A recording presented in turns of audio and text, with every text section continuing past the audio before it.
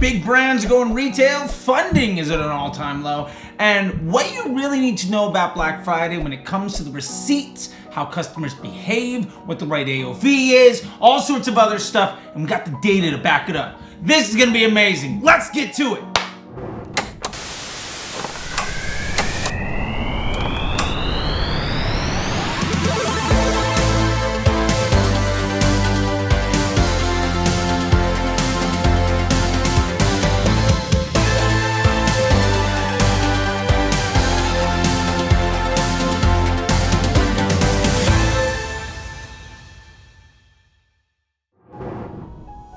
Well, hello there. Bam! Alright, like and subscribe if you like these videos. Welcome to Digital Marketing 5, where we talk about everything you probably should have seen on the internet this week. So, let's get to some of the fun information early on. True Classic Tees is beginning to open up retail locations, which is massive and amazing to see really well-run DTC brands make the transition into brick-and-mortar locations. Now, not everybody has done this well. Of course, there are the Allbirds of the world, etc. But something tells me that because this is being done in the way that it's being done, we're gonna see a very different result than maybe we're used to seeing. Also, Crunchbase has come out with information basically saying that DTC funding is at an all-time low. And to be completely honest, I love this. This is good news. This means that we are no longer dealing with inflated valuations on businesses. It also means that there's a meritocracy to the businesses that are running ads in the marketplace. Now, I don't know about you, but I very much remember running a lot of money and having successful funnels, and then having other brands trying to get some market share, but they had VC funding, willing to do anything possible to crush my user base and lose money to steal my customers to grow their business and ultimately build valuation. Side note, this is 100% a True Classic Tees that I'm wearing today. Thank you, True Classic Tees. So what this really means is we have to be focusing on the numbers. We need to be building legitimate businesses.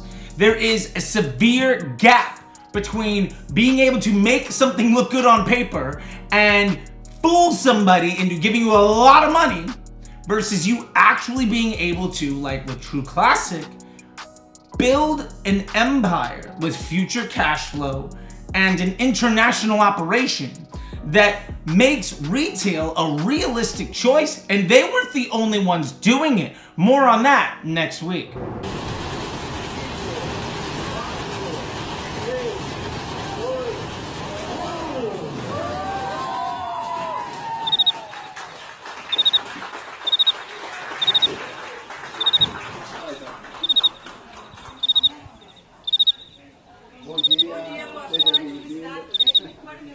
I really wanted to highlight some information I got from John Chow. Now, they've been putting out information for a long time. I'm a big fan of what they look at. And what I really wanted to break down today was just a few highlights from a long thread that they posted. I retweeted it. Shout out to the man where it comes from. But let's look at the most important information, the TLDR of this entire conversation, because that's what you're here to see today. By the way, I will link down below a link so that you can read the whole report for yourself, but this is the information that stood out to me. Average order value for a Black Friday offer is around 107 bucks. Black Friday sales are about 5 times the average volume. The average Black Friday discount is around 16%, coming close to 20% on Black Friday itself. 40% of revenue from Black Friday shoppers came from folks that bought within the last 2 months.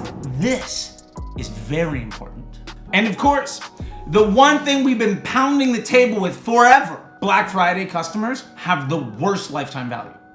Non-Black Friday customers showed better loyalty metrics across the board. Now, there are a bunch of graphs and tables to back this up, but this is something we've known forever. Remember, Black Friday is a sales phenomenon required for retail. If you are direct to consumer, you do not have to play the game. In fact, if you decide to play the game, where you are going to use price as an inflection point, but you do not have the backing of funding, especially with far less VC companies dumping money into DTC, odds are you don't. Then that means you're trying to play a price game with people whose entire daily budget might be larger than your annual budget. And the wins or losses that you get because of Black Friday are a rounding error on a week-to-week basis for them. If you try to do that, what you ultimately win is the least loyal customer, which ultimately means you don't get future cash flow, which ultimately means you're not building a business like True Classic Tees. Instead, you're a salesperson investing heavily into making sure that Q1 is the worst in your year. So that being said, I hope you enjoyed this episode of Digital Marketing in 5. Let me know if there's anything else you'd like to see. Remember to go to CharleyBot.ai if you ever want some help for free. And down